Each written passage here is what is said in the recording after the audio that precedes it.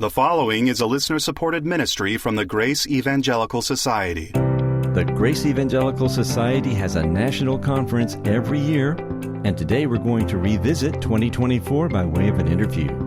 Thank you for joining us today. This is Grace in Focus. It is the broadcast and podcast ministry of the Grace Evangelical Society. Come to our website, faithalone.org, to find out more about us. We have some free ebooks there for you, many other resources, and information about us. That's faithalone.org. Now, Ken Yates interviewing Joe Moore. Take it away, Ken.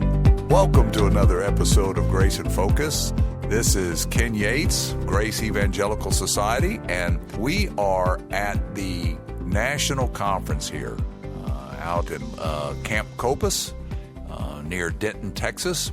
And what we're going to be doing is a series of interviews, and we've got our first victim here right now, an old friend of mine from North Texas, Joe Moore.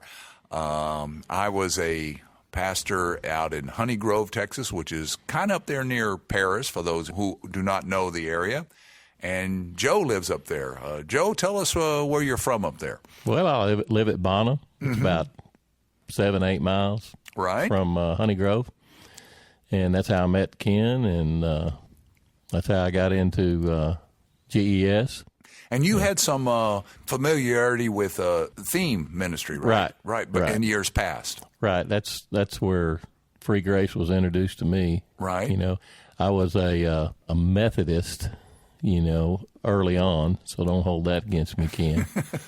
But, studied under theme a little bit and was a taper, and then went to his conferences and things like that. And then later on ended up at GES and taking classes from Elkins and Bob. And, so you're talking about Steve Elkins and Bob Wilkin? That's right. Right? That's right, yeah.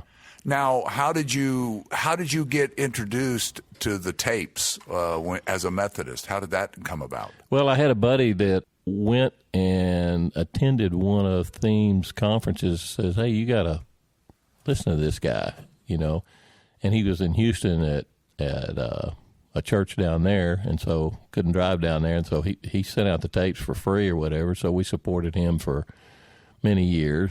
And Colonel R.B. Theme. Now, he had some of his, everybody's got issues, and he had his too, but he was pretty solid on the free grace deal. You can have everlasting life where you sit right there in the pew by simply believing in Jesus for that everlasting life, Well, how did that sound to you coming from a Methodist background? I mean, was it shocking the first time you heard it, or did you say this can't be true, or do you remember how you reacted? Yeah, I don't think I was that shocked about it. Like as a little kid, I would be in the woods hunting and fishing or whatever, and I'd be talking to God all the time. And I don't really know the people say, hey, if you don't know the time and the date that you were justified, you might need to go back and check your water. Well, I guess I need to check my water because I didn't really know the time and the exact time and day that I've actually believed in the free gift of everlasting life. But it was sometime maybe before theme, right in there or whatever. I went to Dallas Baptist College.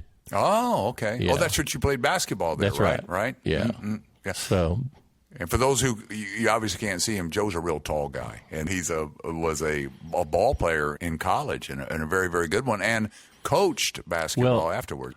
Well, now you are doing something up there in the Bonham area to get the free grace message out.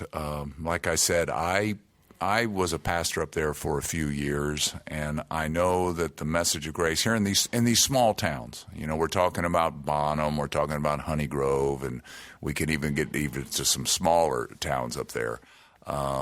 There is not a witness of the free grace message, at least not a strong one. I would say almost non-existent up there. But you're doing something up there to try to address that problem. What is that? Well, I wanted to do it years ago and didn't do it. And, 7-8 years ago, I thought about it, is have a county-wide roundtable, okay, where local pastors, ministers, and lay persons could come and we could talk about hard passages or issues or, just an introduction and let them get a taste of the free grace message, okay, and understand that it's actually not very complicated. Right. But the, pastors, some pastors, and then the limited atonement crew, come in and muddy the waters. We come like a child. It's harder. Sometimes it's harder to get to somebody that's 40 or 50 years old or 30 years old. Particularly if they're pastoring a church. Well, yeah. and I'm having troubles getting some of them to step up to the table and come up and be part of the panel. Now, you were part of the panel in March, which was really good. We had lots of feedback, good feedback, and they want another one, and they wanted another one right now. So that's good. That's good. You are invited to subscribe to the Grace Evangelical Society's YouTube channel. You will find our Monday, Wednesday, and Friday videos there, enlightening and encouraging, and even probably humorous at times if you like Bob Wilkins' humor. Indeed, you will get biblical truth about free grace themes like faith alone for eternal salvation and why the Grace Evangelical Society is 0 point Calvinistic. We come your way 3 times a week at the Grace Evangelical YouTube channel. Check it out and tell a friend about the Grace Evangelical Society. We had lots of feedback, good feedback, and they want another one, and they wanted another one right now. So that's good. So. Yeah, for our listeners, what happened was in March we had, as Joe said, we had a round table up there right outside of Bonham, and we had about 40 people there, and it was just the first one. It was an introductory thing, and we did it on inerrancy. Each person on the panel, as I recall, there was about 5 of us or something like that. Yep.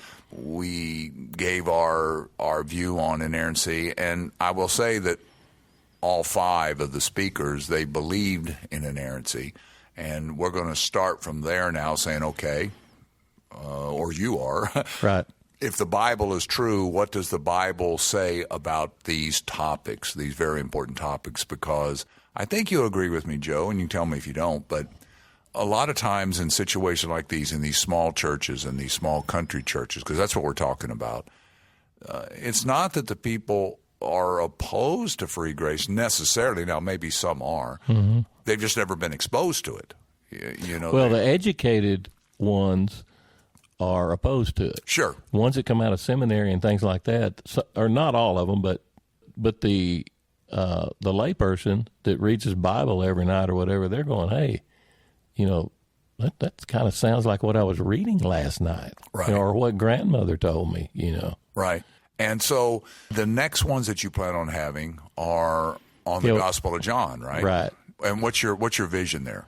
Well, we're going to target what believe actually means. Mm-hmm. We're going to have a 4 or 5 part series, and we're going to do it, every 3 to 4 weeks.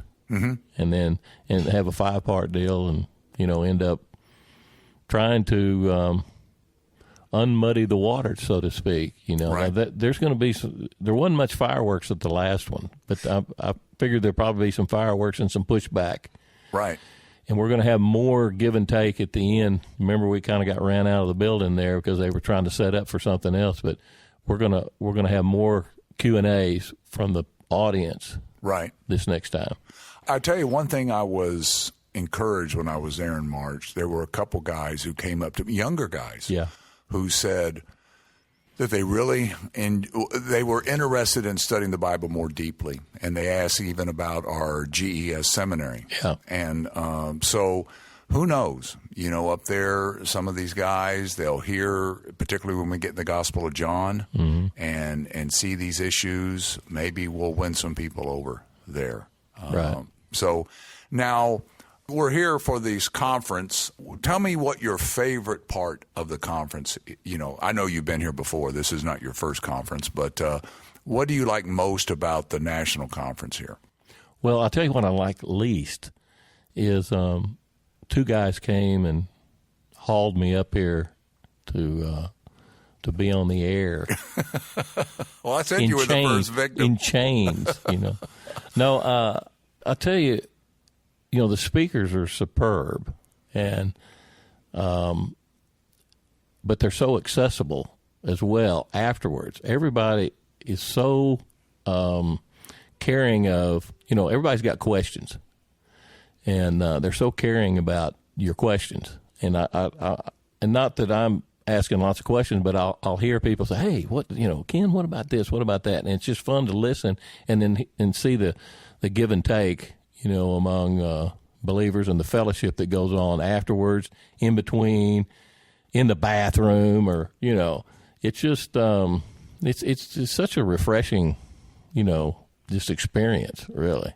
I probably shouldn't tell this story because my wife gets mad at me when I do it, but it's a true story, so I'm going to tell it. And I don't think I've ever told it on the air, but when I first started going to the GES conferences, Zane Hodges was still alive, and he would speak, and I'd want to ask him a question afterwards, but there were too many people around him.